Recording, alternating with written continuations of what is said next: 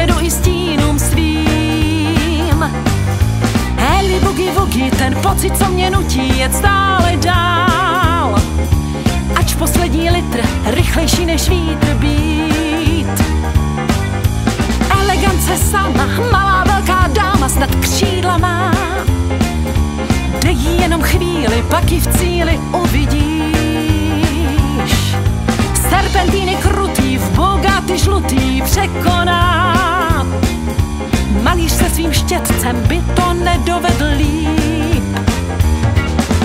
Na vítězství šance, závod její hrou.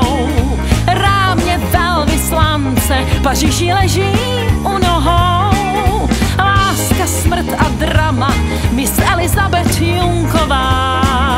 Hvězdo černobílá, prvorepubliková. Připomínáme si slavnostní výročí 125 let od narození Elišky Junkové, která byla nejznámější a nejrychlejší českou automobilovou závodnicí. Závodila ve vozech tovární značky Bugatti. Fotoaparát si beru, jak rtuť teploměru vystřelí. Kdo z nás lepší snímek na trati pořídí? Davy zase šílí, Bugatti se řídí, vítězí. Vavříny a růže všechny muže poráží. Na vítězství šance, závod její hrou. Rámě velvyslance, Paříži leží u nohou. Láska, smrt a drama, Miss Elizabeth Junková. Hvězdo černobílá, prvorepubliková.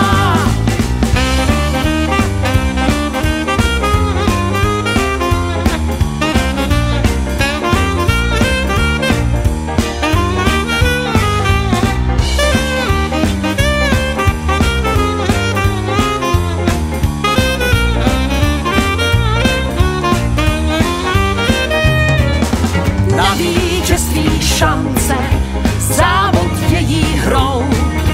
Rámě velvyslance, Paříži leží u nohou. Láska, smrt a drama, Miss Elizabeth Junková. Hvězdo černobílá, prvorepubliková. Republiková, republiková.